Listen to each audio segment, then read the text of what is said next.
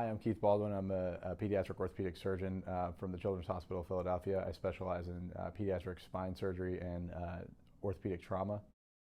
What led me to choose orthopedics was that I was a physical therapist, prior to pursuing medicine. So medicine was my second career, and physical therapy and orthopedics are very closely related. And I didn't know I wanted to do pediatric orthopedics when I went into orthopedics, but it just seemed to match my personality the best. I love to work with the children.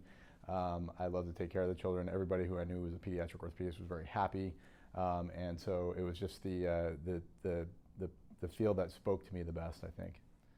My greatest patient success stories usually come from my two locations, actually.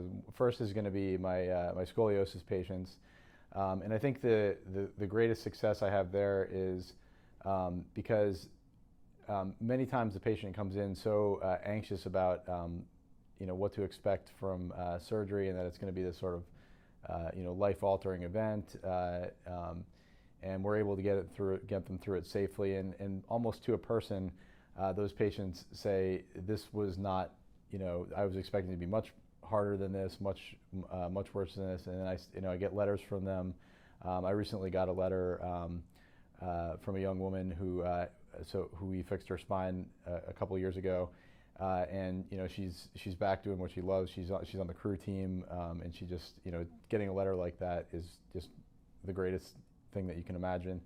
And then I would say the other group of patients are patients that come in very severely injured, and we're able to sort of put them back together.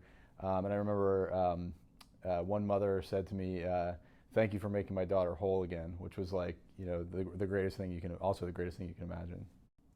I feel that I can try to make people more comfortable when I'm talking to them, particularly about issues that are understandably very stressful to think about. Having to have your child need surgery is amazingly stressful.